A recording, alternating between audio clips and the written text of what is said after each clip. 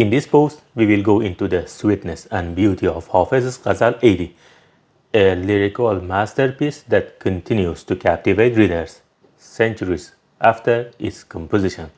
We will present the poem in its original Persian form, followed by a precise English translation to ensure the message of the poem preserved even though there is difficulty in translating Persian poetry. To enrich our understanding, we will also provide a line-by-line analysis, trying to understand the poet's thoughts and emotions, and also try to capture the poem's message. Through this comprehensive approach, we aim to illuminate the profound beauty and timeless wisdom encapsulated within the remarkable piece of poetry. Let's begin. ای به رندان مکن ای زاهد پاکیزه سرشت که گناه دگران بر تو نخواهند نوشت. Don't criticize the revelers, O pure-hearted ascetic, for the sins of others will not be written against you. Understanding the concept of Rendan. Rendan are individuals who possess profound knowledge and understanding. They view themselves, God, and the world through the lens of love. Rendan often disregard rigid societal, cultural, or political, and even religious laws. They frequently create their own life rules, guided by their insights and knowledge. Despite their seemingly sinful or carefree exterior, Hafez portrays Rendan as having pure hearts and clear consciences. Zahid Pakize Sresht is the opposite. The phrase pure-hearted ascetic, Zahid Pakize Sresht, or pure-hearted ascetic, is used ironically to signify the opposite. It's akin to saying highly esteemed ascetic today. This ironic usage is common, like saying Mr. Personality to someone lacking personality, or Mr. Scholar to an ignorant person. The message of the verse is, the poet addresses a self-righteous ascetic, accusing them of judging Rendan based on their appearance and engaging in slander. Even if the Rendan commits sins, the ascetic should not be worried, because their sin will be attributed to themselves and not to the ascetic. Hafez, himself a leader among the Rendan, reveals a fundamental principle of their philosophy, a heartwarming, ethical, and universal truth applicable everywhere. This principle contrasts sharply with the legalistic approach of those who enforce moral and ethical codes. In line 3, we will find out what is this principle of life in Hafez's view. Let's move to the verse 2. من اگر نیکم و گر بد تو برو خود را باش هر کسی آن درود عاقبت کار که کشت. If I am good or bad, you be yourself. Everyone reaps what they sow in the end. O ascetic, whether I, the reveler, am a sinner or a do-gooder is none of your concern.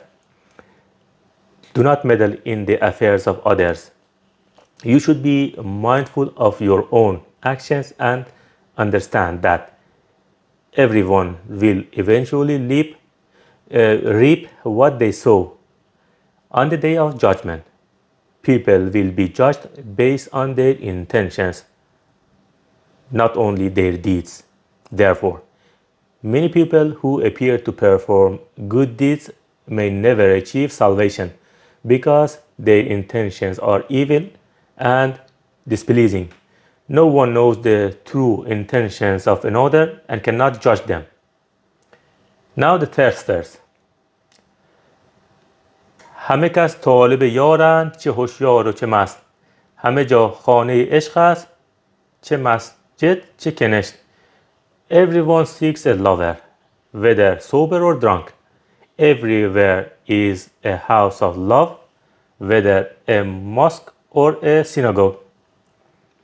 Everyone in this world, whether drunk or sober, with any belief or faith, is searching for love. In other words, everyone on earth can understand the language of love and accepts the religion of love by heart. Therefore, when one's intention is to draw closer to the eternal beloved, whether they worship in a mosque as a Muslim or at a fire temple as a Zoroastrian, both are acceptable and there is no difference between them. On the day of judgment, actions will be judged based on intentions, not behaviors. On the other hand, the primary goal of any religion or faith should be to create a better human being. If your adherence to the religion you are so proud of has not made you a better person, what is the point? Let's continue to the fourth verse. سر تسلیم من و خشت در میکده ها، مدعی گر نکند فهم سخن گو سر و خشت. My head is bowed in submission at the tavern door. If the claimant doesn't understand, let him say head and door. As a reveler of the tavern, who has chosen the path of love to reach the eternal beloved, I have surrendered myself to this way of life and bowed my head in reverence to the threshold of the tavern.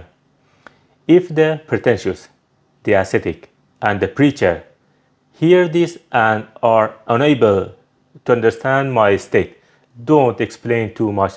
Don't tire yourself in vain. Just say, it was the head of Hafez and the threshold of the tavern. They are superficial and see only the head and the threshold.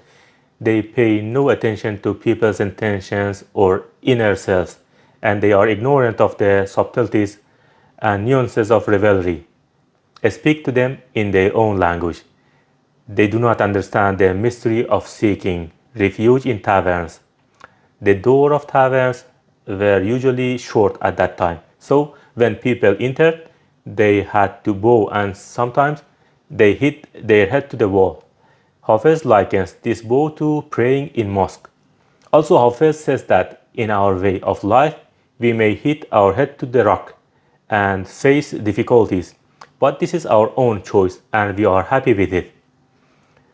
The fifth verse says, ناامیدم مکن از سابقه زلف ازل، تو پس پرده چه دانی که خوب است و که زشت.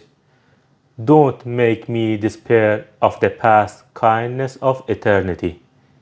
You, behind the curtain, don't know who is good and who is bad. The eternal grace. God is gracious.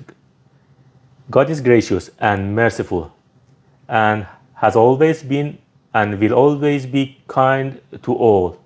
This is still addressed to the misinterpreting ascetic and claimant. O ascetic, do not speak of hellfire and divine wrath with your baseless words.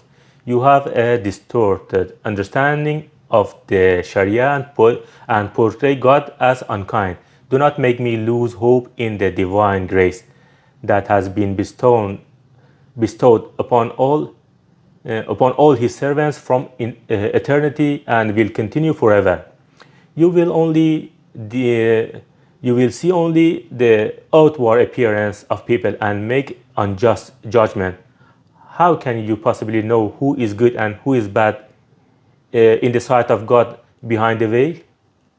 The sixth line says, نه من از پرده تقوا به در افتادم و بس. پدرم نیز بهشت ابد از دست بهشت.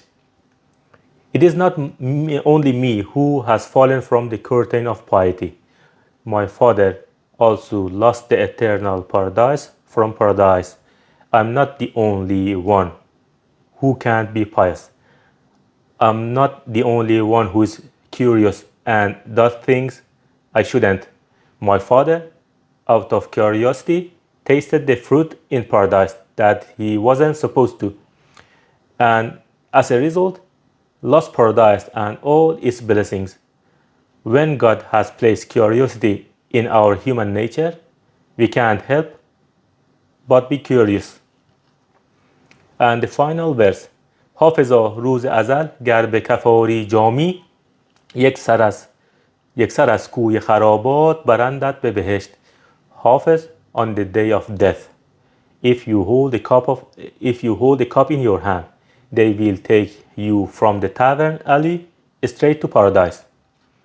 O Hafiz, if you are fortunate enough to have a cup of wine in your hand on the day of your death, and surrender your soul to the Creator in a state of intoxication, be assured that you will be transported directly from the tavern to paradise, and you will be saved from the torment of grave and the questioning.